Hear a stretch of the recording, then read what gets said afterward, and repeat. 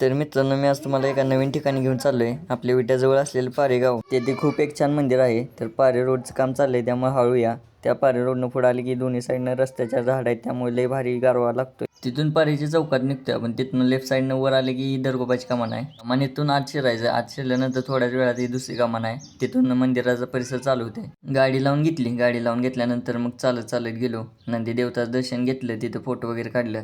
त्यानंतर मग म्हणलं आज जाऊन देवीच्या पाया पडून या. आत गेलो, देवीचं दर्शन घेतलं. त्यानंतर बाहेर आलो, हातपाय धुतलं, जरा ऊन लई लागत होतं. तर इथं बोटिंगचं पण चालू झाले नवीन, आणि वॉटर पार्क पण नवीन चालू झाला आहे. तिथून मग म्हटलं आता दरगोबाला जाऊया. तर पायऱ्यावर चढत चाललेलो, तर ऊन लई लागत होतं.